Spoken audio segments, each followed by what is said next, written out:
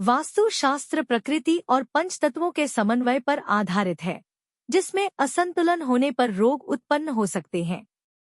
लेख में बताया गया है कि नैऋत्य या वायव्य कोण में ढलान वाली भूमि, गलत दिशा में बने रास्ते, अनुचित खिड़कियां और आवाज करने वाले दरवाजे घर में बीमारियों को आमंत्रित कर सकते हैं। बीम के नीचे सोना या गद्दे के नीचे अनावश्यक चीजें रखना भी स्वास्थ्य के लिए हानिकारक है। वास्तु शास्त्र प्रकृति पर आधारित विज्ञान है। मनुष्य को अपने उत्तम स्वास्थ्य के लिए प्रकृति के सानिध्य में पंचतत्व का सही सम्मिश्रण प्राप्त करना अनिवार्य है।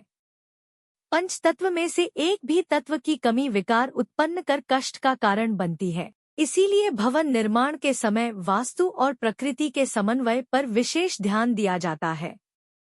यदि घर में किसी भयंकर बीमारी ने प्रवेश कर लिया है तो वास्तु दोष से इनकार नहीं किया जा सकता। यदि ऐसी स्थिति है तो वास्तु के निम्न तथ्यों पर विचार करें। भवन या गृह की भूमि जब नैऋत्य कोण में ढलान वाली होती है तो वह रोग कारक होती है।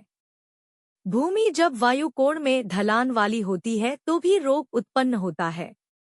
विकर्ण भूमि में रहने से कर्ण रोग उत्पन्न होता है। यदि किसी वास्तु में गलत स्थान से रास्ता निकाला जाता है तो वास्तु पुरुष का जो अंग भंग होता है वह उस घर के स्वामी के उसी अंग को भंग करता है। जिस घर में खिड़कियां उचित स्थान पर नहीं बनी होती है उसमें भी मनुष्य रुग्णता को प्राप्त करता है। मान्यताओं के अनुसार यदि किसी घर में गर्भवती स्त्री हो तो उसे अपने घर के दरवाजों पर विशेष ध्यान देना चाहिए। अगर दरवाजा खोलते बंद करते समय आवाज करता है तो यह गर्भवती स्त्री के लिए हानिकारक है।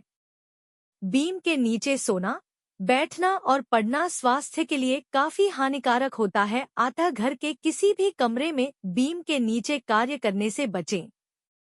बिस्तर के गद्दे के नीचे कोई भी कागज, दवा का पर्चा, दवा, रुपया पैसा न रखें, नहीं तो उस पर सोने से शरीर के अंगों में तकलीफ होने लगेगी। जो भूमि अग्निकोण और दक्षिण के बीच में नीची और वायव्य कोण और उत्तर के बीच में ऊंची होती है उसमें भी रोग होता है।